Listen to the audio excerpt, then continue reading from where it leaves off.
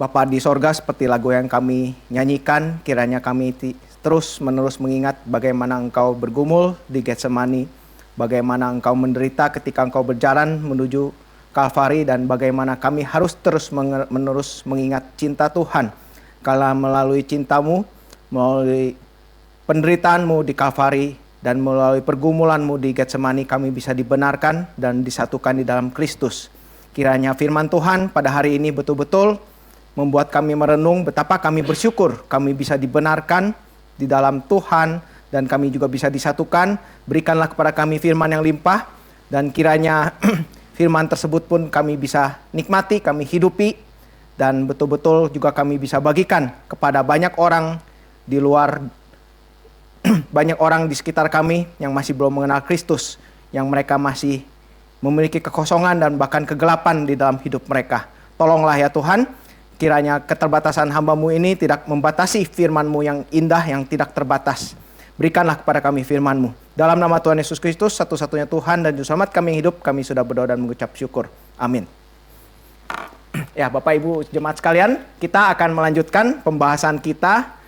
Ya, sedikit modifikasi dari judul. Jadi kita akan membahas mengenai pembenaran. Maju dikit. Pembenaran dan penyatuan, ya.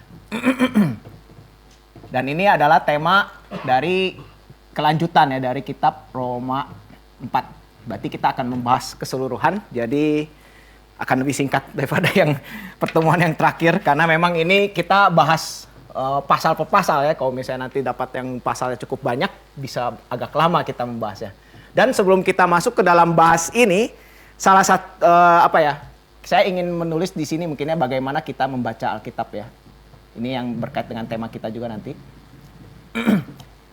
Jadi salah satu yang saya ingin supaya kita semua dapatkan adalah kita ini lebih limpah dan lebih punya skill untuk kita baca Alkitab. Jadi bukan hanya yang khotbahnya, tetapi jemaatnya pun juga terlatih. Itu yang penting ya. Jemaat yang terlatih akan bisa membagikan firman Tuhan. Apalagi kalau sampai akhirnya masuk STT, itu lebih bagus lagi. Nah, pertama adalah yang perlu kita perhatikan adalah selalu kita harus ingat latar belakang kita. Latar plus struktur. Ya. Setiap kita melihat satu bagian, ya, khususnya bagian ini kan kitab Roma 4 ini ya. Nanti kita akan bahas. Kita ini jangan lupa. Jadi yang di awal sudah dibahas itu harus selalu menjadi latar dan juga struktur ketika kita membaca bagian-bagian di dalam Alkitab. Seringkali kita lupa kan, makanya banyak yang salah tafsir. Ya, termasuk bapak-bapak gereja yang dulu. Dan khususnya genre-nya juga ya. Genre. Jadi kalau kitab Paulus ini kan, ini kitab yang kemarin itu saya sebutnya apa istilahnya? Proposisi ya. Ya. Proposisi. Jadi penuh dengan argumen. Berarti kita harus bacanya seperti ini. Jangan kita bacanya ini kitab seperti Mazmur gitu yang menggambarkan metafor, gambar-gambar. Ya itu tafsiran kita bakal kemana-mana ya. Nah maka kita pertama-tama kita harus ingat dulu ya. Kemarin kita sudah bahas latar belakang ini, sedikit review berarti ya. Latar belakang dari kitab Roma ini adalah bisa kita dapatkan dari Roma 1 ayat 15-17 ya. Ini ayat emas kita kalau untuk penginjilan. Yaitu Injil adalah kekuatan Allah, bukan hanya untuk orang Yahudi, tapi untuk orang Yunani. Berarti ini berbicara tentang jemaat di kota Roma yang bukan hanya orang Yahudi, tapi juga orang Yunani atau enggak kita sebut Gentiles ya. Dan Paulus memiliki tujuan di dalam suratnya itu untuk menyatukan kedua jemaat ini. Ya makanya kenapa pembenaran dan penyatuan ya. Enggak hanya pembenaran tapi ada tujuan untuk penyatuan juga ya. Menyatukan. Jadi menyatukan. Ya seperti di gereja yang umumnya kan, kita kalau gereja yang sehat itu pasti gereja yang memiliki banyak latar belakang. Banyak dari suku yang berbeda. Ya salah satunya di Cikarang ini sangat beragam, itu sebetulnya tanda gereja yang sehat. Jadi orangnya beragam. Enggak didominasi ya. Nah dan perlu disatukan. Dasarnya tentunya Injil. Ya. Dan kenapa kita bisa dibenarkan di dalam Injil? Nah, makanya ini yang akan dibahas di dalam kitab di bagian pasal Roma ini. Nah, sekarang setelah kita tahu latarnya, ini yang pertama kan latar, maka kita perlu melihat strukturnya. Kita posisinya ini ada di mana? Nah, sekarang slide mungkin bisa ditampilkan ya. Yang pertama. Nah, ini ya. Kemarin kan ini saya sempat tampilkan ya. Waktu kita bahas itu, kita sudah bahas yang dari Roma 1, 2. Mungkin bagus ya di sini lah ya. 1, 2, dan 3. Dimana kalau misalnya kita review dengan singkat itu, Roma 1 itu bicara tentang orang Gentiles yang berdosa semua. Gentiles yang berdosa. Udah gitu, yang pasal 2 orang Yahudi. Ternyata orang Yahudi juga sama-sama aja, ya, berdosa juga. Dan 3 kurang lebih semua sudah berdosa. Dan hanya bisa dibenarkan melalui iman. Dan inilah yang menjadi argumen sekarang ini, yang hanya bisa dibenarkan melalui iman. Ini jadi kita bicara tentang ya anugerah yang Tuhan berikan kepada kita, kebenaran Tuhan yang diimputasikan kepada kita. Dan kita bisa melihat di dalam struktur yang selanjutnya, variasi yang sempat saya bagikan, slide selanjutnya. Nah, itu juga sama ya, kita berbicara bagaimana sekarang kita ini lagi berdiri di dalam anugerah Tuhan. Yang kalau kemarin saya lihat ini adalah struktur yang sangat indah ya, bagaimana berdiri dan juga dipasangkan dengan berjalan di dalam roh.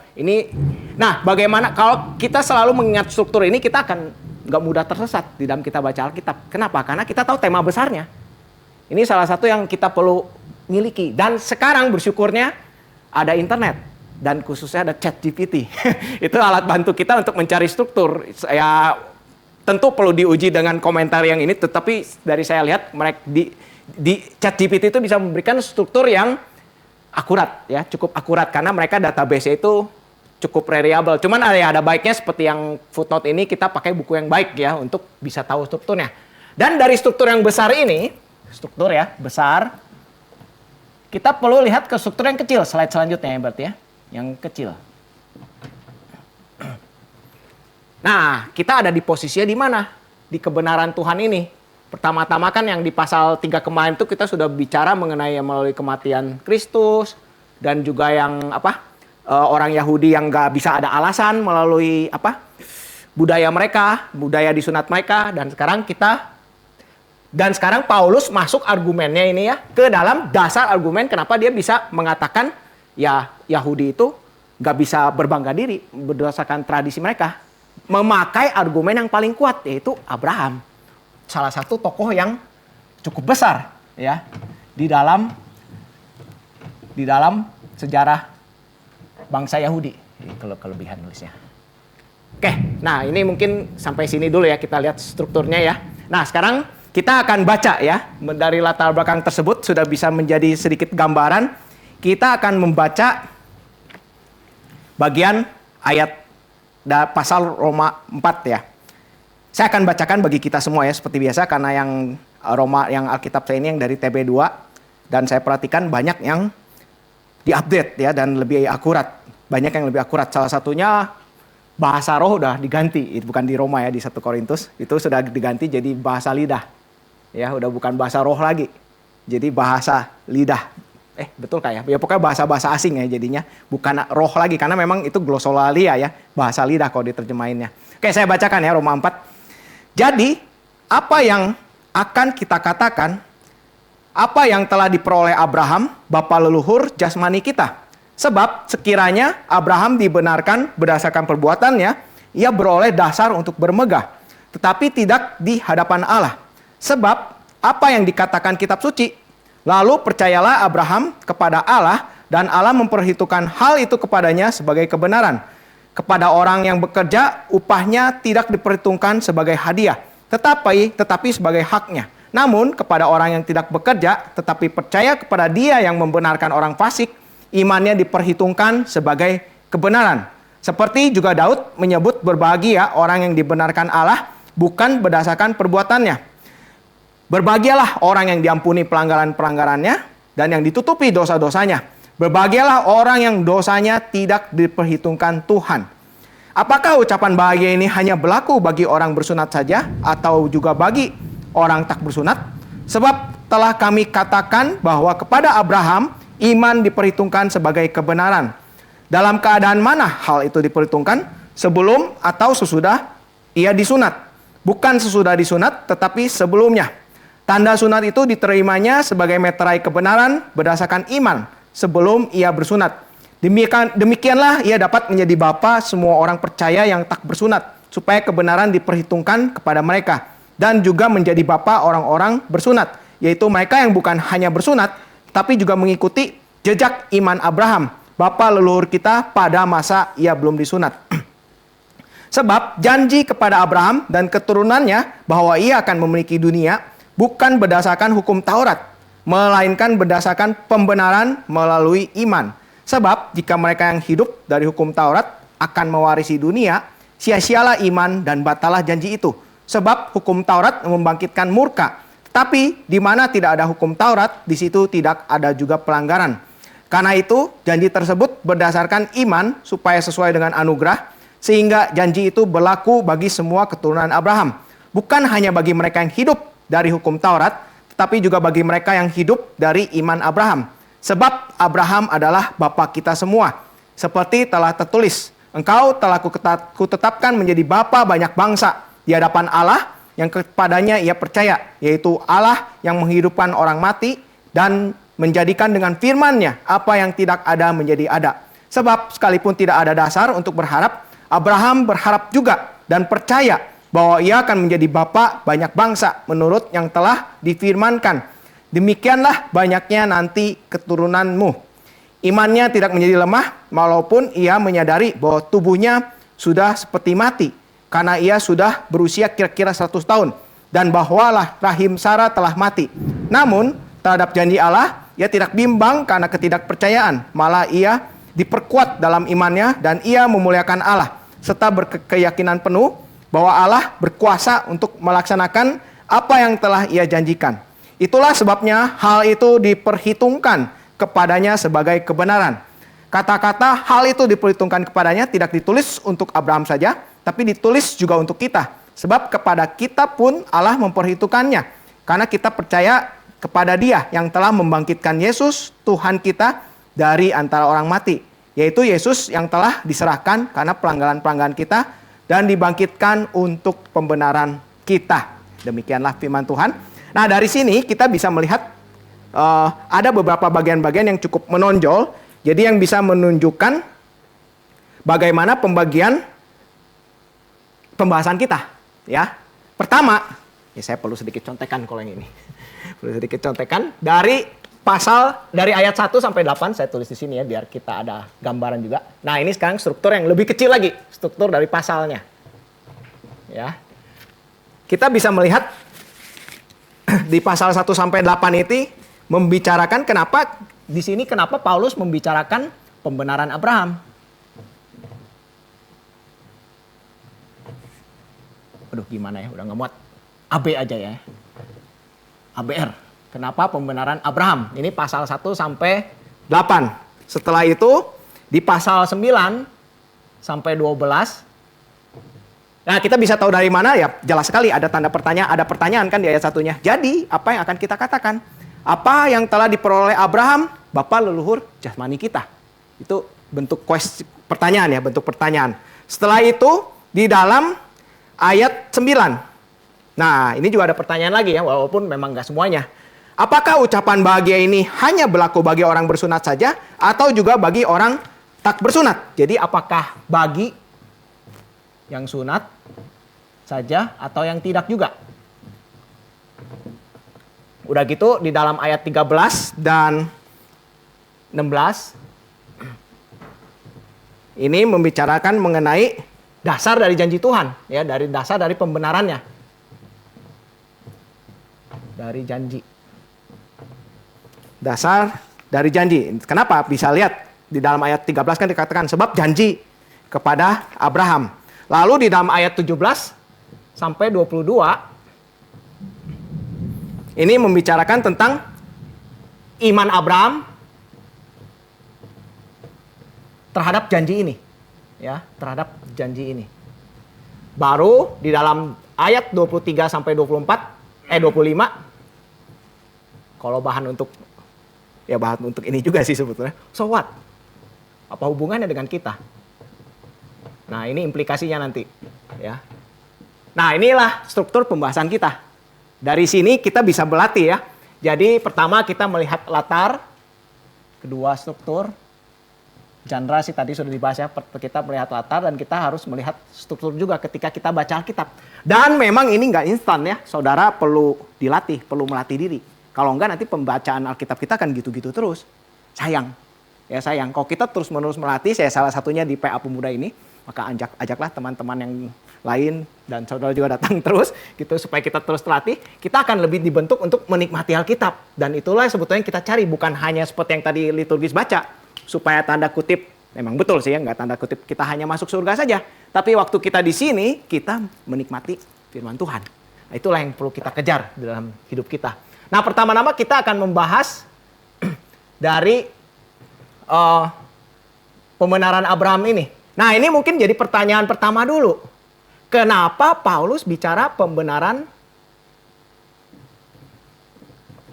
Aduh, nulisnya lama ya. Justification lebih cepat kali ya. Pembenaran Abraham. Bukankah kalau kita baca di Alkitab kan memang Abraham kan dibenarkan? Ngapain dipakai untuk jadi dasar argumen Paulus? Harusnya semua orang Yahudi kan udah tahu. Ya, benar kan? Saudara kalau baca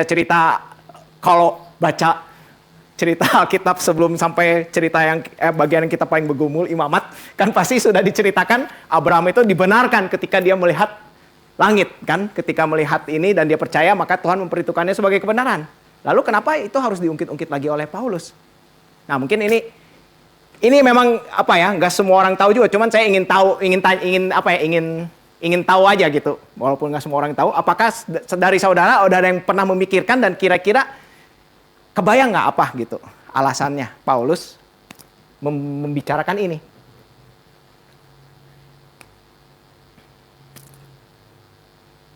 Nggak ada ya kayaknya ya, ya wajar ya. Nah, ini berkait dengan kalau mungkin saudara pernah mendengar New Perspective on Paul, NPP. Mungkin nggak pernah dengar juga ya, ini cuman urusannya anak-anak STT. Cuman ini penting ya, karena ini satu pandangan yang nggak sepenuhnya benar, tapi yang membukakan perspektif baru mengenai bagaimana kita melihat surat Abraham. Dan ini juga yang menjadi, surat Paulus. Ini juga yang menjadi latar belakang kalau kita baca Roma 4 ini akan menjadi lebih limpah. Kenapa? Karena ya pada masa masa awal gereja, orang Yahudi itu melihat Abraham itu sebagai tokoh yang super gitu. Tokoh yang memang dianggap dia itu sangat taat gitu. Gambaran tradisi orang Yahudi itu menggambarkan Abraham sebagai tokoh yang taat menjalankan Taurat. Dan melalui ketaatannya itulah, nah ini yang salah, Abraham dibenarkan.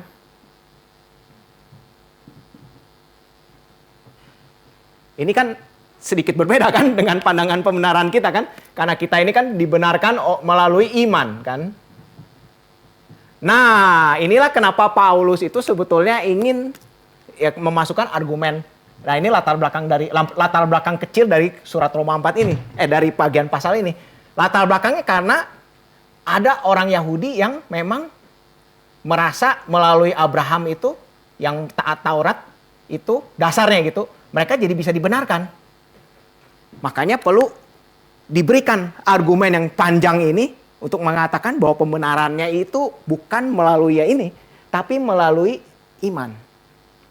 Dan Paulus belum memberikan penjelasan kenapa Abraham nggak seperti ini. Dan kalau saudara perhatikan, ini memang ada dasar tanda kutip Alkitabnya.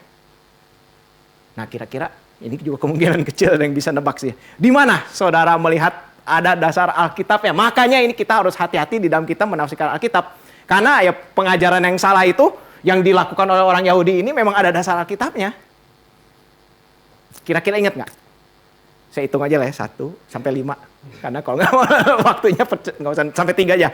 2, 3. Ya berarti kurang lebih nggak tahu semua lah ya. Di Kejadian 26 ayat 5. Coba kita buka semua ya.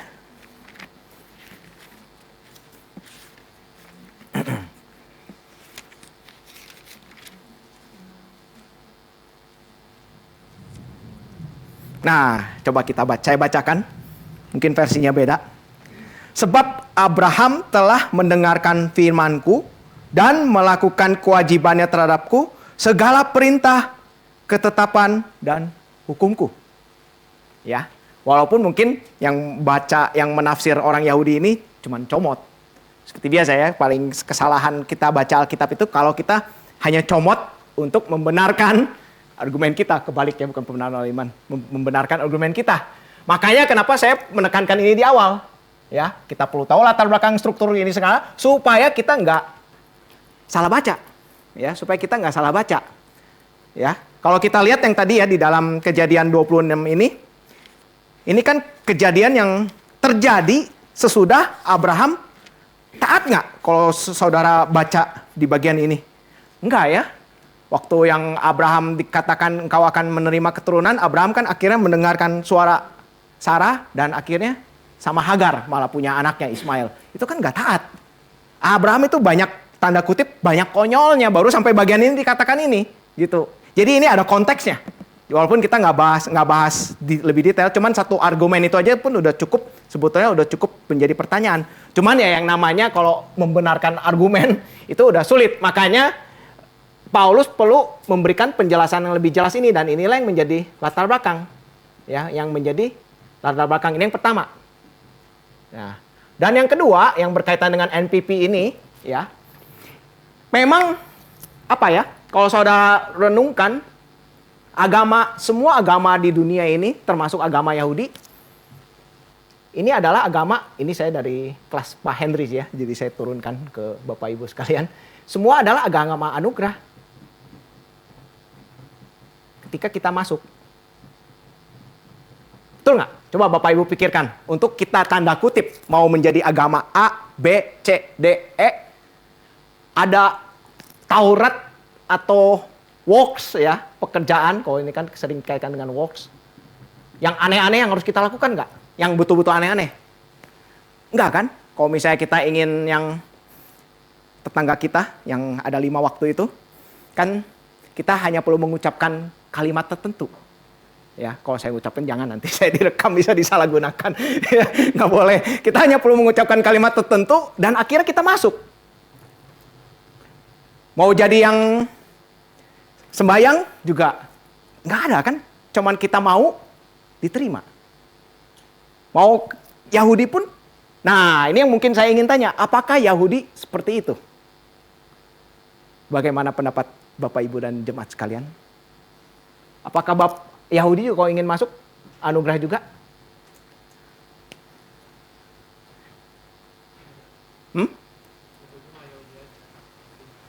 Gimana? Keturunan Yahudi. Tapi kan bukankah ada cerita Rahab yang akhirnya masuk? Rahab bukan keturunan Yahudi kan? Perjanjian kan? Berarti anugerah juga kan? Jadi maksudnya untuk masuk ke umat perjanjian tersebut, apakah ada hal yang harus dilakukan? Jasa. Tapi kalau lihat cerita Rahab, sebelum dia melakukan jasa tersebut, apa yang dia miliki? Iman. Ya kan? Dia kan percaya kepada Tuhan. Dan iman tersebut menghasilkan buahnya kan? Makanya dia bisa masuk. Bisa masuk gitu ya. Dan lagi-lagi kan, kalau kita tarik ke konteks sekarang gitu, untuk umat Yahudi sekarang, ya untuk bisa masuk ke dalam umat Yahudi, sunat saja kan? Nah, ya saja sih ya memang ya, masuk udah gitu. Jadi bisa dibilang memang ini hampir semua agama, bukan hampir, semua agama di dunia itu ada untuk masuknya itu anugerah. Tapi untuk bertahan, nah itu pertanyaan lain. Untuk bisa bertahan, stay, tanda kutip, diterima dan dibenarkan, itulah yang membedanya, yang menjadi perbedaan. Ada yang harus puasa, ada yang harus melakukan perbuatan baik, ada yang harus melakukan Taurat, segala macam, untuk supaya mereka masih dianggap tetap orang-orang yang diterima, atau yang dibenarkan kan. Nah itulah bedanya kita, yang nanti kita akan jelaskan ya. Untuk bertahan, hanya Kristen yang melalui iman. Yang itu pun juga ditopang oleh Tuhan juga. Ya, ini yang menjadi dua latar belakang. Jadi, dan kalau kita lihat ya, latar belakang yang Yahudi ini pun juga memang betul kan. Orang bangsa Israel waktu dia menjadi umat Tuhan, waktu mereka menjadi umat Tuhan, apa yang mereka lakukan? Waktu mereka dibebaskan dari perbudakan Mesir, nggak ada ya. Mereka, apa ya maksudnya, signifikansi mereka itu, tanda kutip, ya Tuhanlah yang melakukannya kan, kebanyakan 10 tulah, udah gitu Tuhan yang membebaskan. Baru setelah Tuhan membawa mereka ke Gunung Sinai, Tuhan memberikan Taurat. Jadi mereka bisa dibebaskan pun juga itu adalah anugerah, ya. Yang sayangnya diputar balikan sekarang berkaitan dengan argumen yang pertama ini. Dan inilah yang menjadi alasan kenapa akhirnya Paulus perlu ya membahas melalui Abraham. Dan kita lanjut ya di dalam ayat selanjutnya ya. Jadi apa yang akan kita katakan? Apa yang telah diperoleh Abraham, bapa leluhur jasmani. Makanya ini ada bicara tentang jasmani juga ya. Berkaitan dengan ya kegiatan fisik ya. Sunat juga. Sebab sekiranya Abraham dibenarkan berdasarkan perbuatannya, ia beroleh dasar untuk bermegah. Tetapi tidak di hadapan Allah. Kenyataannya memang Abraham itu dia tidak dibenarkan berdasarkan perbuatannya. Lalu di sini Paulus melanjutkan argumennya kan. Argumennya dari ayat 3 sampai 4 bahkan sampai 5 ini adalah inti dari argumen Paulus ini ya. Sebab apa yang dikatakan kitab suci? Lalu percayalah Abraham kepada Allah dan Allah memperhitungkan hal itu kepadanya sebagai kebenaran. Nah, kita bisa lihat ini adalah yang pernyataan Tuhan yang betul-betul di bagian awal banget Alkitab kita ya, di footnote Alkitab yang fisik ini di Kejadian 15 ayat 6. Kita buka ya Kejadian 15 ayat 6.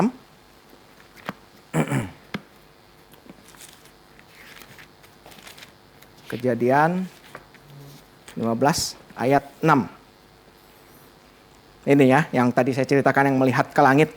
Nah, dan ini berkait dengan iman Abraham ini. Indah sekali ya nanti kalau kita perhatikan ya.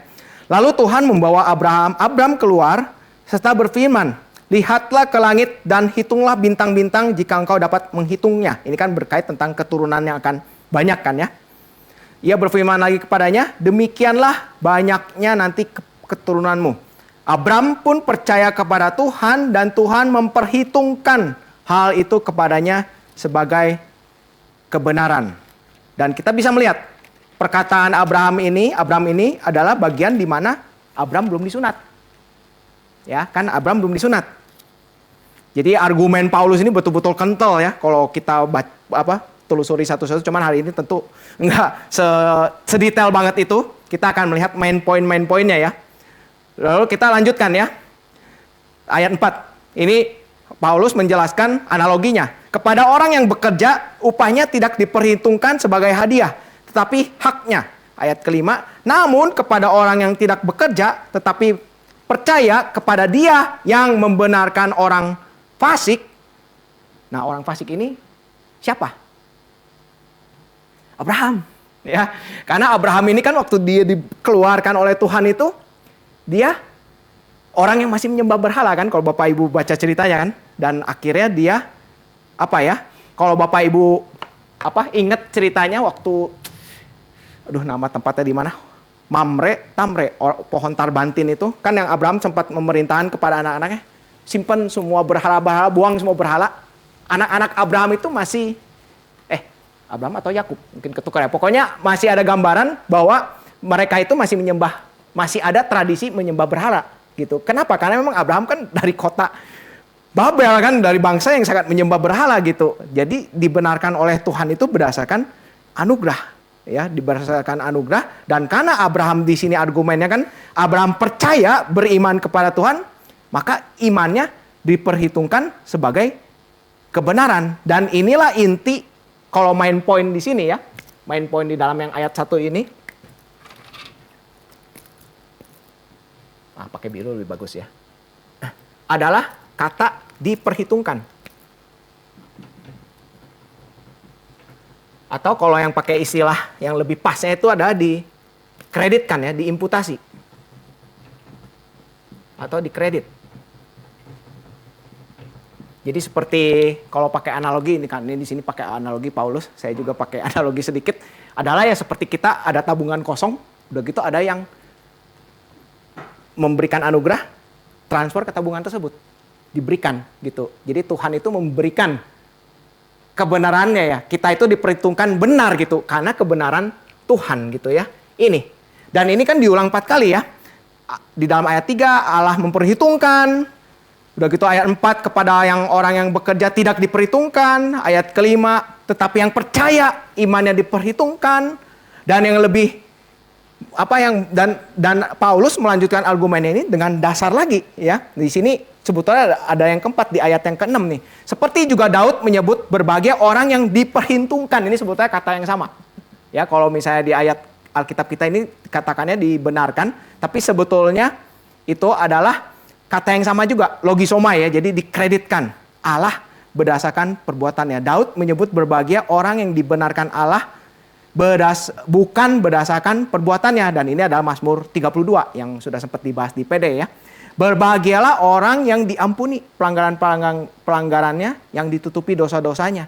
Berbahagialah orang yang dosanya tidak diperhitungkan Tuhan dan yang tidak berkata bohong kalau di dalam Mazmur 52-nya ya. Jadi orang yang berbohong itu ya yang menipu diri sendiri bahwa perbuatannya dia sendiri itu bisa membereskan dosanya gitu kalau kita mau tambahin lengkapinnya di sini. Tapi kenyataannya enggak ya.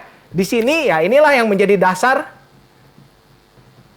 dasar counter Paulus gitu ya. Paulus itu membereskan pandangan yang pertama yang Yahudi yang Taurat ini ya. Dan juga yang kedua ini dengan mengatakan bahwa ya Abraham itu faktanya Alkitab itu mengatakan bahwa memang dia kan sebelumnya itu fasik. Dan bahkan sebelum disunat pun dia sudah dibenarkan terlebih dahulu. Karena nanti kan ini akan bicara mengenai sunat kan dia di sini ya. Sudah dibenarkan gitu. Dan kebenarannya itu bukan karena perbuatan dia, tapi ya dari Tuhan sendiri gitu ya. Dan ini pun juga yang kebenaran yang kita dapatkan itu. Semuanya itu dari Tuhan. Dan kalau kita renungkan ya bagian ini ya memang inilah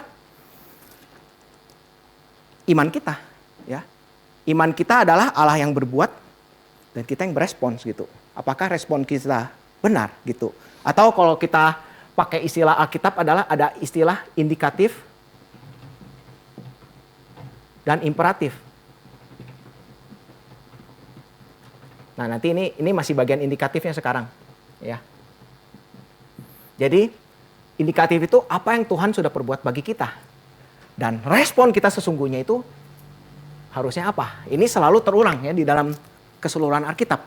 Tuhan sudah berbuat apa? Kita berespon apa? Tuhan berbuat apa? Kita berespon apa? Seperti ya paling simpel itu dari awal Alkitab. Tuhan berfirman kepada Adam, jangan makan. Responnya kan harus jangan makan. Tapi ya dari situlah kehancuran dunia muncul ya. Karena salah berespons. Dan dasar supaya kita berespon yang tepat ya karena kita harus memikirkan indikatif. Apa yang sudah Tuhan perbuat kepada kita dengan akurat. Jangan sampai salah seperti orang Yahudi. Ya. Salahnya seperti gimana ya? Bisa ya. Kalau kita konteks sekarang ini. Ya ini sedikit aplikasi. Kurang reform. Kamu kurang reform gitu misalnya, itu kan istilah yang sering kita ucapkan ya. Ya kita udah mulai mentauratkan denominasi kita. Itu hati-hati ya.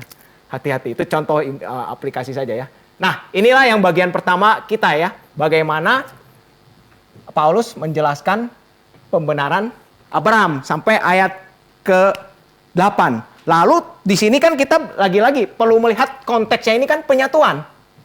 Ya. Setelah Paulus menjelaskan mengenai pembenaran yang melalui iman yang nanti akan dijelaskan lagi lebih lanjut. Lalu Paulus menjelaskan apakah pembenaran ini ya eksklusif hanya untuk Yahudi saja? Enggak. Nah di sini Paulus menjelaskan di dalam bagian selanjutnya. Ya, di dalam yang bagian ayat, di bagian ayat 9 sampai 12 kita lihat ya.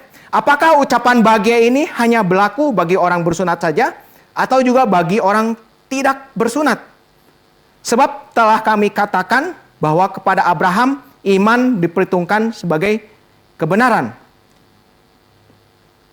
Dalam keadaan mana hal itu diperhitungkan? Sebelum atau sesudah ia disunat? Bukan sesudah disunat, tetapi sebelumnya. Ya, ini udah nggak perlu dijelasin ya, tadi sudah saya jelaskan. Dan bahkan tanda sunat itu diterimanya sebagai meterai kebenaran berdasarkan iman sebelum ia bersunat. Demikianlah ia dapat menjadi bapa sebuah orang percaya yang tak bersunat, supaya kebenaran diperhitungkan juga kepada mereka. Jadi di sini sangat simpel sekali ya argumennya.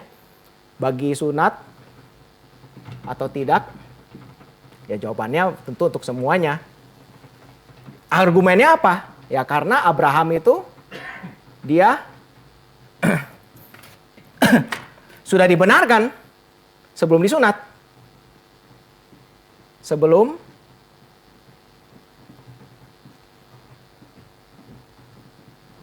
sunat. Ya, sudah dibenarkan sebelum sunat. Dan ini di sini kita bisa belajar ya bagaimana kita menata, ya khususnya kalau untuk saya sih yang harus melayani, mengajar gitu ya. Di sini kita belajar bagaimana Paulus itu memberikan sebuah pertanyaan, sebuah penjelasan, dan urutan argumen-argumennya itu betul-betul teratur. Ya, teratur, betul-betul teratur gitu ya.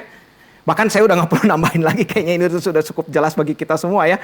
Dan ini sebetulnya ya salah satu bentuk latihan kita ya juga terhadap ini, balik lagi ke Alkitab di sini ya. Bagaimana kita bisa berkomunikasi dengan teratur juga sebetulnya ya, dialog. Dari kita rajin baca Alkitab, dari rajin ini mungkin saudara nggak pernah mikirin ya, tapi ini efek bukan hanya Alkitab tanda kutip menguduskan kita, itu pasti gitu ya. Tapi kan kudus itu kadang terlalu abstrak kan. Salah satu bentuk pengudusan itu, kalau saudara perhatikan ini jadi dibahas latar belakang lagi ya. Kudus. Ya. Kudus itu kan paling awal itu muncul di, ini jadi sedikit melenceng, nggak apa-apa lah ya, nanti kita balik lagi.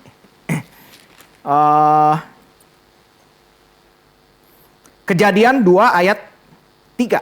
Lalu Allah memberkati hari ketujuh itu dan menguduskannya. Karena pada hari itulah ia berhenti dari segala pekerjaan penciptaan yang telah dibuatnya.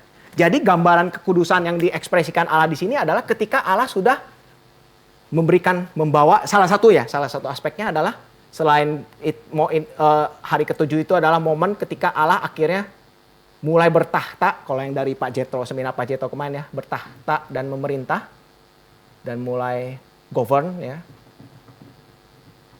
Tapi juga ketika pada hari ketujuh ini Allah sudah membentuk segala keteraturan di dalam struktur ciptaan, sudah teratur. Semua sudah ada fungsinya. Jadi kudus itu salah satu aspeknya itu adalah ya ketika kita bisa memerintah dengan benar, kalau kita teladani Tuhan kita ya, memerintah Tuhan kita dengan benar, meneladani Tuhan kita dengan memerintah, mengelola dunia ini dengan benar, dengan menjalankan segala sesuatu dengan teratur dan sesuai fungsi. Ya, sesuai fungsi. Itu berarti kita sedang menjalankan hidup kudus. Bukan hanya moral saja. Seringkali kan kita hanya lihat moral, saya berbuat baik tapi kamar kacau gitu misalnya. Salah satu contoh apa istilahnya? Contoh kasus ya. Tapi kamarnya kacau. Saya tidak berbohong, tapi bikin tugas kuliah SKS misalnya. Itu kan nggak teratur. Kita nggak menjalankan hidup kudus itu sebetulnya ya. Bukan hanya moralitas saja, tapi di mana segala sesuatu itu berjalan sesuai fungsinya. Dan termasuk di dalam bagaimana kita berkata-kata, berkomunikasi ya. Bagaimana ini. Dan surat Paulus ini sangat membentuk kita. Bagaimana kita itu bisa menyampaikan pikiran kita itu dengan sangat argumentasi yang sangat teratur gitu ya. Ini salah satu implikasinya. Mana spidol ini? Keteraturan ya. Ya bonus ya. Ini kan memang bukan main point dari bagian yang ingin Paulus bagikan, tapi ini kita bisa dapatkan ketika kita rajin dan memperhatikan bagaimana Paulus ini semuanya itu sangat teratur. Dan kalau kita perhatikan ya memang ini adalah salah satu inti argumennya ya. Karena memang Abraham itu sudah dibenarkan sebelum ya. Sehingga semua itu masuk. Dan kalau Bapak Ibu perhatikan, Abraham itu dibenarkannya rentang waktu sampai akhirnya disunat itu berapa tahun? Ada yang ingat nggak Bapak Ibu? Kurang lebih di antara rentang waktu ini tepatnya sih, nggak tepat banget. Dari Abraham dibenarkan, kurang lebih ya, karena nggak ada tanda kutip keterangan waktu yang tepat kapan Abraham dibenarkannya, tapi ada gambarannya rentangnya kurang lebih segimana. Dari Abraham waktu dipanggil sampai akhir Abraham disunat, itu berapa tahun? 14 tahun. Ya.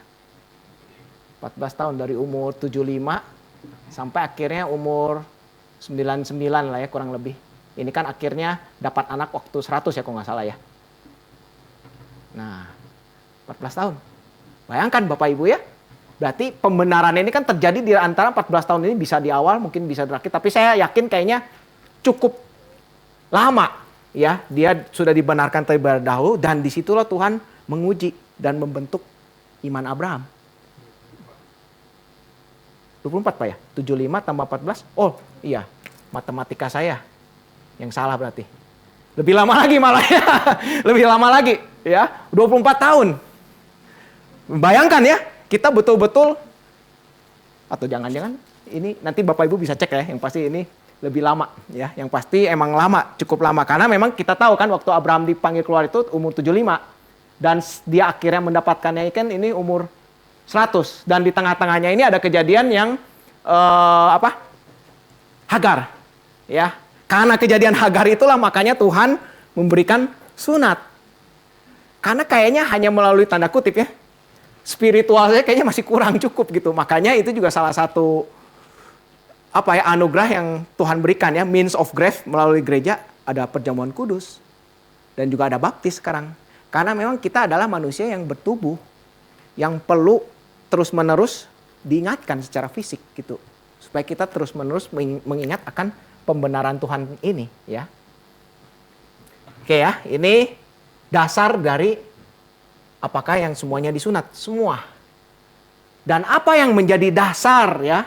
Janji. Nah, ini yang indah ya, dasar dan janji ini yang akhirnya Tuhan memberikan pembenaran kepada Abraham ini adalah bagian yang ketiga ya. Kayaknya udah makin sempit di sini, ketiga aja di sini.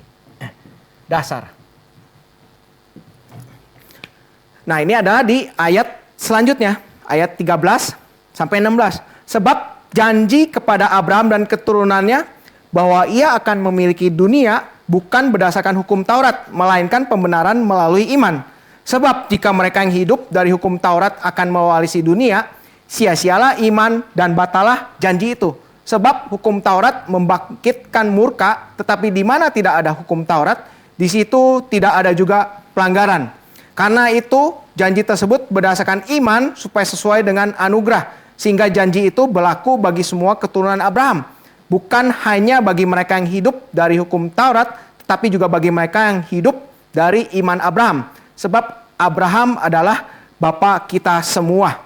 Nah, sebelum saya bahas yang bagian ini, saya baru ingat ya, kalau saya ini sudah menyiapkan struktur. Ini yang kelewat ya. Nggak ada di sini. Jadi kita bisa melihat ya, jadi yang dasar ini, yang sebelum kita bahas ini, mendingan kita lihat, kita menutup yang bagian kedua ini dengan kita melihat struktur. Bisa ditampilkan mungkin? Yang slide selanjutnya. Nah, yang selanjutnya lagi. Nah ini ya, yang tadi kita sudah bahas kan, yang ayat 9 sampai 12. Jadi ini kok dari satu komentari ini Bapak Ibu bisa hanya untuk nambah knowledge aja ya. Bagaimana Paulus itu menyampaikan argumennya. Jadi makanya kenapa kita bisa membagi ini, karena pertama itu dimulai dengan pertanyaan ini kan. Apakah sunat itu penting untuk dibenarkan? Udah gitu Paulus menyampaikan argumennya. Karena iman hanya melalui iman kan Abraham sudah dibenarkan. Dan bahkan dibenarkannya itu sebelum dia disunat. Dan sunat itu adalah tanda, ya, tanda sudah dibenarkan tersebut, bukan cara untuk supaya bisa dibenarkan tersebut gitu. Dan dari dia dibenarkan sebelum disunat tersebut menunjukkan bahwa dia adalah bapa bagi semua orang yang bahkan belum disunat tapi yang beriman, yang memiliki iman yang sama dengan Abraham. Dan dari itulah makanya dia menjadi bapak untuk orang yang disunat dan juga bahkan yang tidak disunat. Karena iman dia itu sebelum dia disunat. Nah ini ya cara pembahasan lain dari satu komentar yang saya lihat. Nah sekarang kita akan lanjut ke dalam pembahasan yang ini ya. Yang dasar janji langsung ke slide selanjutnya aja kok gitu ya. Nah ini cukup panjang ya. Ini cukup panjang argumennya. Mungkin ini slide-nya bisa ditampilkan dulu ya. Saya bacakan sambil saya bacakan ininya ya. Sebab janji kepada Abraham dan keturunannya bahwa ia akan memiliki dunia bukan berdasarkan janji kepada Abraham bukan berdasarkan hukum Taurat, melainkan berdasarkan pembenaran melalui iman. Dan kita lihat argumennya di sini ya. Apakah janji tersebut karena dia menaati? Enggak, karena mendapatkannya janji melalui pembenaran melalui iman ya. Dan kalau mendapatkan janji tersebut melalui mengikuti Taurat, maka ya yang iman dan yang janji tersebut itu batal kok kita baca di sini kan ya. Kenapa? Karena ya gak ada orang yang berhasil gitu menjalankan hukum Taurat tersebut. Ini yang jadi intinya argumennya. Jadi kalau Bapak Ibu baca yang makin ke geser itu yang makin ke intinya. Gak ada yang bisa gitu. Karena itu makanya yang di dalam ayat 16 janji itu diterima melalui iman. Karena nggak ada semua orang yang bisa menjalankannya gitu. Sehingga di dalam akhir argumennya ya ini boldnya kurang kelihatan ya. Harusnya nanti saya di highlight juga. Sehingga orang Yahudi dan juga bukan Yahudi yang memiliki iman yang sama, mereka pun juga menerima janji tersebut. Nah itulah flow argumen dari yang Paulus berikan kepada kita di dalam bagian ini ya. Ini slide-nya bisa ditutup ya. Dan indahnya ya, yang kita lihat ya. Ini di dalam ayat 13-nya. Janji kepada Abraham dan keturunannya bahwa ia akan memiliki dunia. Ya, dunia. Ini yang mungkin harus kita betul-betul renungkan baik-baik ya. Ya memang kita udah tahu, tapi kan sekali lagi bagian ini mengingatkan kepada kita ya. Bahwa Abraham waktu dia diberikan janji itu makin berkembang. Kalau Bapak Ibu baca ya di dalam Di dalam Alkitab itu kan ya makin progres ya. Makin berkembang. Dan ini juga cara baca Alkitab yang lain ya. Kita harus memperhatikan perkembangannya. Bagaimana firman Tuhan itu semakin dibukakan. Waktu awal kan Abraham gak terlalu dikasih tahu kan. Engkau akan memiliki tanah ini. Ya, walaupun tanah yang disebutkan itu kalau kita tafsirkan itu bisa maknanya ya tanah dunia gitu. Tanah dunia gitu. Cuman ya itu kan waktu Abraham diberikan itu yang dia pikir itu masih tanah Kanaan. Masih tanah masih Kanaan. Tapi makin lama makin berkembang. Yang paling kelihatan itu yang waktu Tuhan memberikan perintah kepada Yosua, akan kuberikan kepadamu sampai di seberang laut. Nah lautnya ini kalau yang saya gambarkan ini di sini. Nanti ini Bapak Ibu harus atau kita buka aja ya di dalam kitab Yosua. Soalnya saya ini berdasarkan memori. Tapi kalau koordinat akuratnya harus dicari terlebih lanjut ya. Mana Yosua?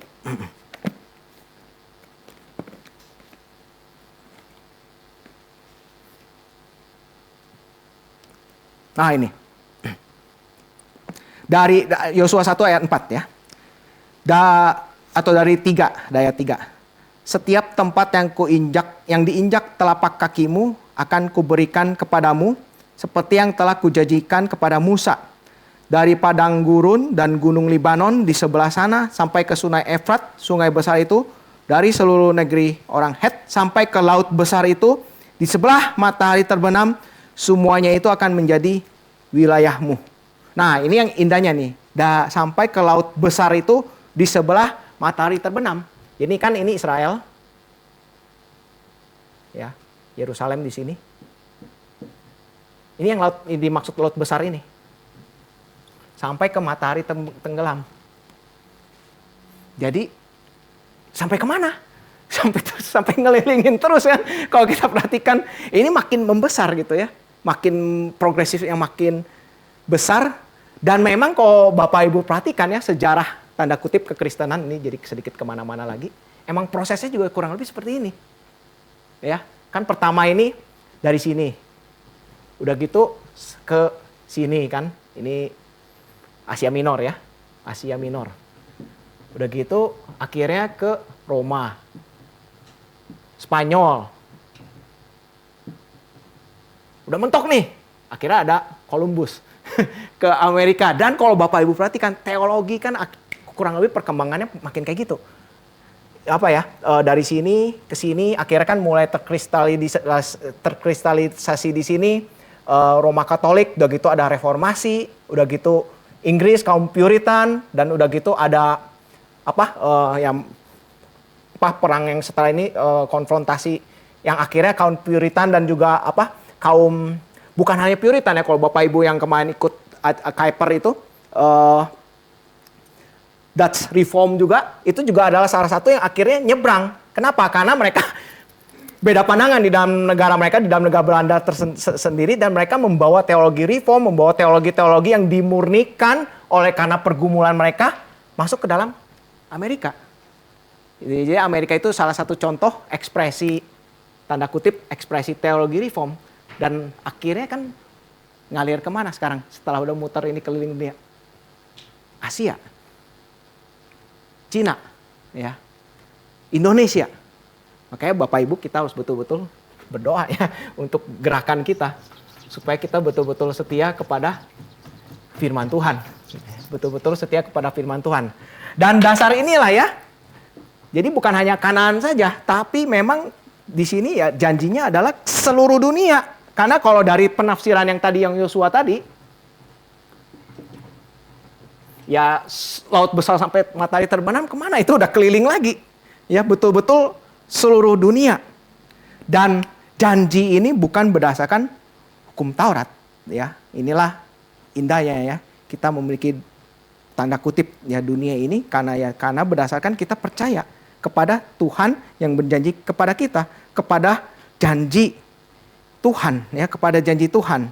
Sebab jika mereka yang hidup dari hukum Taurat akan mewarisi dunia, ya sia-sialah iman dan batalah janji itu. Kenapa? Karena ya nggak ada yang berhasil melakukan gitu. Malah hukum Taurat itu membagikan murka kan kalau di dalam ayat 15 ini. Malah menunjukkan orang-orang tersebut berdosa. Karena itu makanya di dalam ayat 16 ini sebetulnya cukup indah ya. Diawali dengan bukan berdasarkan hukum Taurat, melainkan berdasarkan pembenaran melalui iman di dalam ayat 13. Dan ditutup dengan ayat 16. Karena janji itu berdasarkan iman supaya sesuai dengan anugerah. Sehingga janji itu berlaku bagi semua keturunan Abraham. Bukan hanya bagi mereka yang hidup dari hukum Taurat, tapi juga bagi mereka yang hidup dari iman Abraham. Dari iman, kok saya malah ngisi di sini ya sudahlah. Yang dari iman Abraham. Nah ini yang akan kita bahas. Apa iman Abraham? Ya, yang dari iman Abraham. Ini singkat nih kalau ini. Seluruh dunia. Dan lagi-lagi kita perlu memperhatikan ya. Seluruh dunia ini sudah sangat menekankan kesatuan. Pakai ini aja lah ya. Kesatuan.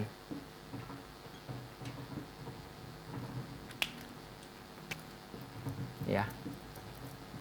Lagi-lagi. Kenapa? Karena ya konteksnya ini. Ya.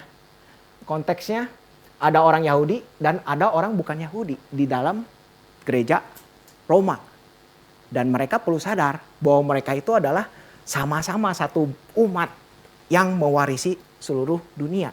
Dan seluruh dunia ini berarti bukan hanya yang di kota Roma ini, semuanya gitu.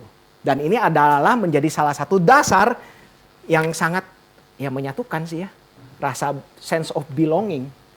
Ya, sense of belonging, kita memiliki dunia ini bersama-sama. Ngapain kita rebut-rebutan? Gitu ya. Sense of belonging.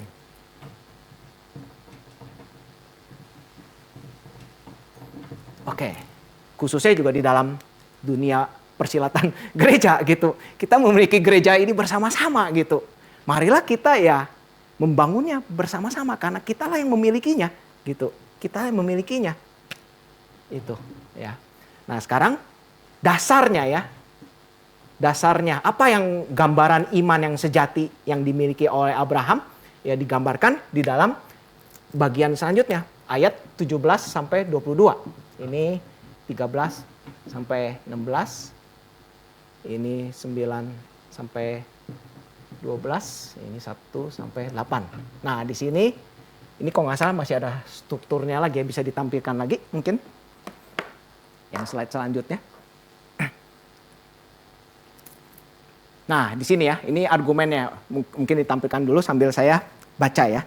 Ayat 17 sampai 22 ini cukup panjang. Karena ini menggambarkan iman yang seperti apa.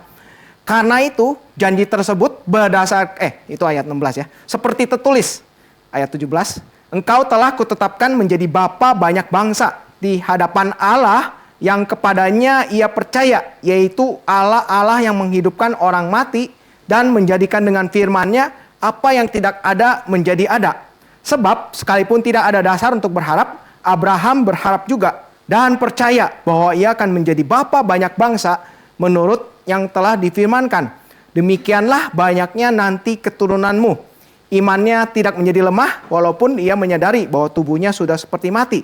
Karena ia sudah berusia kira-kira 100 tahun dan bahwa rahim Sarah telah mati. Namun terhadap janji Allah, ia tidak bimbang karena ketidakpercayaan. Malah ia diperkuat dalam imannya dan ia memuliakan Allah serta berkeyakinan penuh bahwa Allah berkuasa untuk melaksanakan apa yang telah ia janjikan.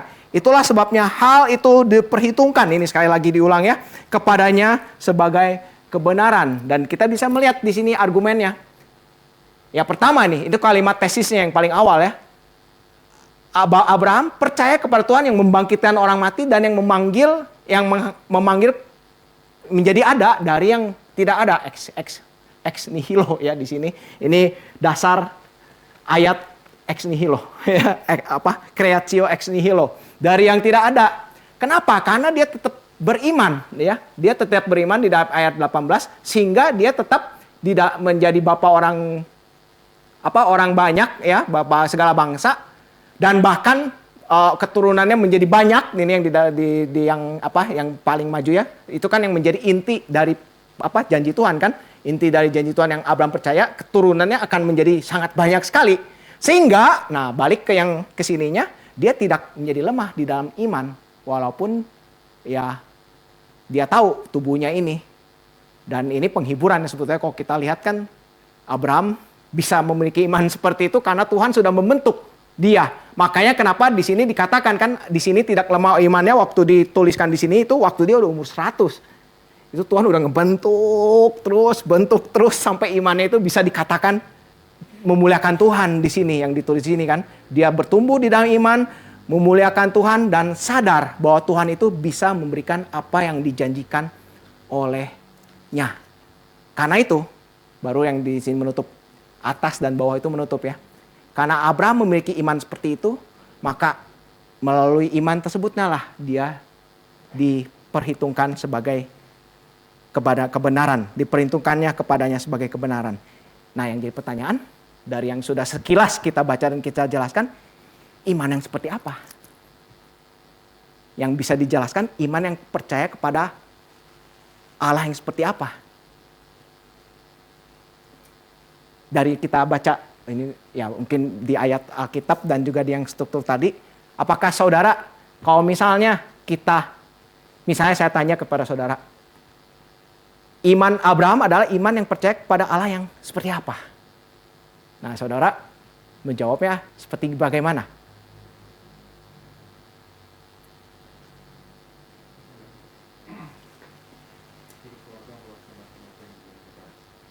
Berkuasa melaksanakan apa yang dijanjikan. Oke. Argumen pertama, melaksanakan. Ada lagi?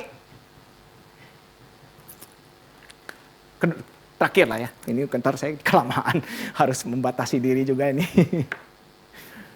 Terakhir, ada yang punya punya ekspresi iman. Saya beriman kepada Allah yang Khususnya kalau bisa kaitin dengan bagian ini akan sangat indah.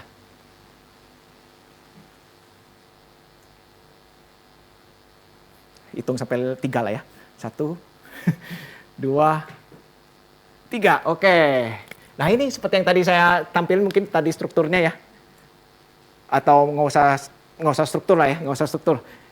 Tadi kan saya sudah menjelaskan bahwa ayat 17 itu yang kalimat tesisnya. Kalimat yang menjadi, kalau kita baca artikel itu kan ada abstrak yang mengkristalisasi apa pembahasan di dalamnya. Kenapa Allah yang dipercaya Abraham tersebut bisa berkuasa melaksanakan? Karena dia adalah Allah yang bisa menghidupkan.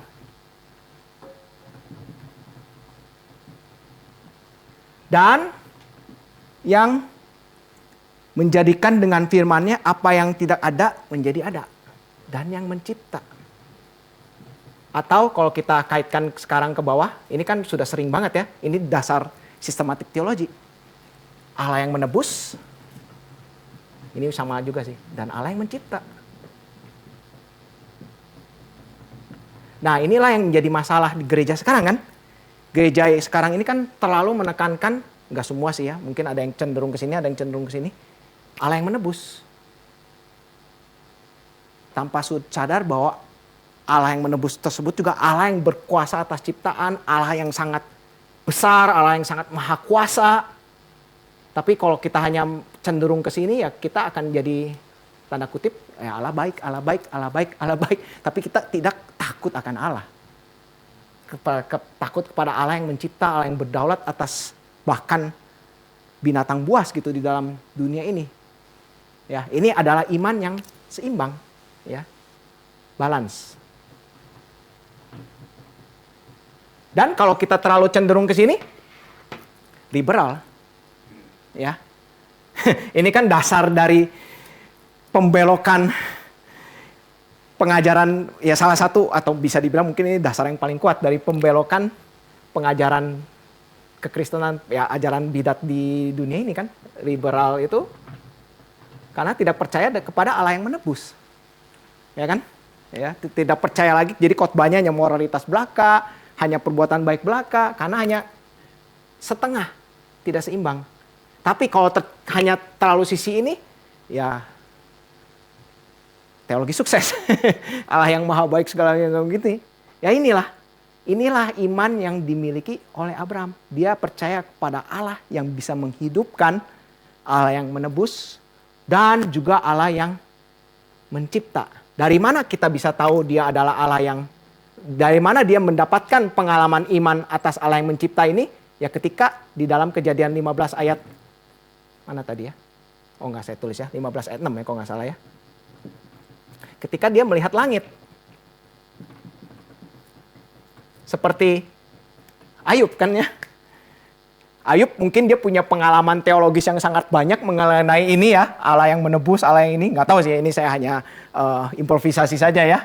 Tapi dia baru sadar gitu. Kedaulatan Allah, baru sadar Allah yang menguasai hidupnya di dalam penderitaannya ketika dia sama juga kan. Konseling Tuhan kepada Ayub apa? Nggak diceritain, suruh lihat langsung. Langit semua ini ada keteraturan ya. Keteraturan, order di dalam dunia ini. Udah terutama kita yang sangat kecil ini ketika kita melihat ini langsung kita ya udah. Berarti Tuhan juga yang berdaulat gitu di dalam hidup saya. Itu udah jadi menjadi sangat penghiburan gitu ya di dalam kita menjalankan hidup kita gitu. Ketika melihat langit, makanya ketika Bapak Ibu ketika lagi lebaran ini biasanya melihat pemandangan alam kan. Nah, itu salah satu bentuk healing yang paling kuat karena yaitu konseling Tuhan yang paling kuat itu ya. Salah satu konseling Tuhan kepada Ayub yang menderitanya sudah sangat menderita banget sekali. Nah, cuman yang jadi pertanyaan, dari mana Abraham tahu Allah yang menghidupkan? Ini menarik ya. Ini nanti mungkin bisa jadi diskusi yang mungkin gak beres karena ini Alkitab kan secara gak eksplisit menjelaskan kan ya. Waktu Abraham akhirnya kan baru di Ibrani, ya inilah prinsip yang satu lagi di dalam kita membaca Alkitab kan. Scripture interpret scripture ya. Alkitab menafsirkan melalui bagian yang lebih jelas. Dan memang bagian yang lebih jelas ini pada akhirnya kita dapatkannya ini di kitab Ibrani kan. Ya. Kitab Ibrani. Ini udah sangat kuat ya. Di Ibrani kan dikatakan bahwa Abraham beriman, dia akan menghidupkan kembali Ishak yang dia korbankan. Nah, pengalaman iman tersebutlah ketika yang Abraham mengorbankan anaknya Ishak tersebutlah itu yang akhirnya membuat ya Abraham memiliki keseimbangan ini. Ya. Terciptaan dan juga menebus. Tetapi ya bukan hanya yang Ibrani saja. Kalau misalnya kita mau sedikit ya ini untuk wawasan saya juga di dalam kitab Ayub itu sudah ada gambaran ya, sedikit hint mengenai ini Ayub 19 ayat 36 ya. 19 ayat 36 kita bisa buka ya, Ayub 19 ayat 36.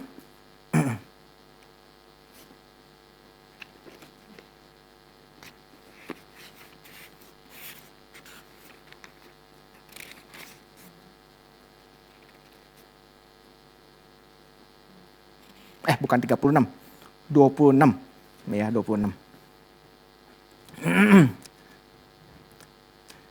Dari 25 ya saya bacakan. Tetapi aku tahu penebusku hidup dan akhirnya ia akan bangkit membelaku di atas bumi. Juga sesudah kulit tubuhku rusak, tanpa dagingku pun aku akan melihat Allah. Nah, di sini terjemahan tanpanya ini juga bisa berarti from, melalui dagingku. Jadi ada gambaran seakan sesudah kulit tubuh rusak, kita akan memiliki daging lagi di sini. Ya, jadi ya ini bisa diselidiki lebih lanjut ya, karena ini menarik. Apakah orang-orang Israel zaman dulu itu sudah memiliki pengharapan kebangkitan tubuh ya, pengharapan kebangkitan tubuh. Tapi dari salah satu hint ini kitab Ayub ini. Dan kalau yang kita tahu Ayub ini kan lebih lama hidupnya sebelum Abraham. Ya, lebih lama. Kenapa? Karena dia mempersembahkan korbannya itu masih sangat tradisional banget. Malah bisa dibilang mungkin sama dengan Abraham. Jadi itu menjadi hint bahwa pandangan kebangkitan ini memang sudah ada. Tapi ya kita tahu akhirnya yang menjelaskan dengan clear itu kitab Ibrani. Dan pengalaman imannya itu adalah pada waktu ia mengorbankan anak yang tunggal. Ishak kan, dan akhirnya digantikan. Disitulah dia betul-betul bisa dibilang disempurnakan kan imannya ya. Betul-betul disempurnakan. Cuman yang menjadi poin di sini ya, iman yang seimbang ini yang dimiliki Abraham adalah iman yang Allah yang menebus dan juga adalah Allah yang mencipta. Dan setelah kita mengetahui semua ini, mengetahui ya bahwa kita bisa dibenarkan bukan melalui melakukan pekerjaan, bukan melalui Taurat, karena itulah yang sebetulnya ingin dikoreksi oleh Paulus ya. Kenapa? Karena ya pada masa itu mereka terlalu memikirkan eksklusif, terlalu memikirkan legalitas Taurat, salah menafsir Alkitab kan, dan baru Paulus mengkoreksi bahwa yang benar itu adalah kita sudah dibenarkan sehingga bukan hanya yang bersunat saja tetapi semua kita harus bersatu. Kenapa? Karena kita akan mewarisi seluruh dunia ini, dan ini pasti akan terjadi. Kenapa? Karena Tuhan kita itu bukan hanya Tuhan yang menebus, tapi Tuhan yang menciptakan dunia ini, sehingga kita bisa yakin dan percaya bahwa kita memang akan memiliki ya di dalam Kristus tentunya ya, mewarisi seluruh ciptaan ini, seluruh dunia ini, dan itulah relevansinya bagi kita sekarang. So what? Ya, di dalam ayat 23 sampai 25 dikatakan kata-katanya itu diperhitungkan kepadanya. Tidak ditulis untuk Abraham saja, tetapi ditulis juga untuk kita. Sebab kepada kita pun, kita itu siapa? Kita semua ya. Ini yang Paulus maksudkan ini. Ya, kita semua. Sebab kepada kita pun Allah memperhitungkannya. Karena selain jemaat Roma ya tentunya. Karena kita percaya kepada Dia yang telah membangkitkan Yesus Tuhan kita dari antara orang mati. Yaitu Yesus yang telah diserahkan karena pelanggaran-pelanggaran kita dan dibangkitkan untuk pembenaran kita. Nah, inilah penutupnya ya, relevansinya ya. Memang inilah penjelasan lebih detail mengenai Injil. Ya, yang diberikan untuk semua. yang menceritakan bahwa iman kita adalah iman kepada Allah yang menebus dan juga mencipta yang seimbang. Kenapa? Karena kita di dalam Injil ini yang kita percaya melalui iman, kita akan mendapatkan ini. Ya, lagi-lagi kalau kita kaitkan dengan teologi reform, ya CFRC lagi. Ya. Dan melalui dasar ini yang benar lah ya, saya rasa ini kita akan betul-betul bisa memiliki kesatuan yang limpah gitu di dalam kita mengerjakan panggilan kita, karena kita tahu gitu panggilan kita ini untuk bersatu bekerja di dalam dunia ini gitu ya, bukan hanya untuk kepentingan kita masing-masing atau enggak gereja kita masing-masing, atau kalau dalam konteks Roma ini untuk konteks orang Yahudi saja gitu, atau untuk konteks orang non Yahudi. Kenapa ini dibicarakan? Karena memang kalau Bapak Ibu bacakan di dalam Roma 14 ini yang jadi masalah. Ada soal makan nggak makan, ada soal sunat nggak sunat yang jadi pertengkaran. Makanya kenapa Paulus memberikan indikatif dulu. Inilah yang harus kamu tahu nih. Kita ini harus satu gitu. Bukan karena soal sunat nggak sunat, Yahudi nggak Yahudi gitu. Dan setelah dia menjelaskannya, baru dia menjelaskan yang masalah perbedaan ini di dalam jemaat surat Roma. Ya mungkin inilah yang bisa kita renungkan ya di dalam pembahasan kita dari Roma 4 ini. Apakah ada yang mau didiskusikan atau ditanyakan?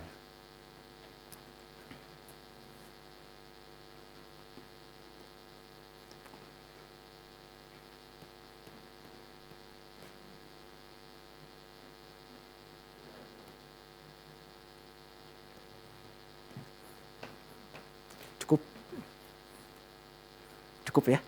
Oke, mari kita tutup dalam doa kok gitu. Oke, mari kita semua berdoa.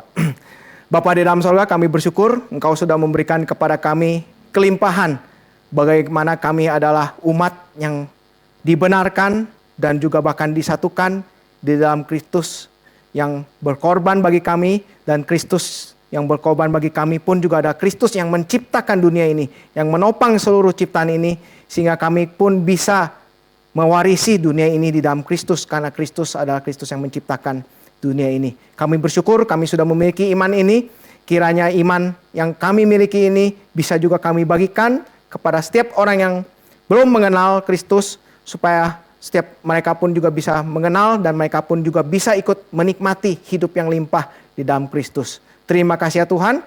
Dalam nama Tuhan Yesus, satu-satunya Tuhan dan Juru Selamat kami yang hidup, kami sudah berdoa dan mengucap syukur. Amin.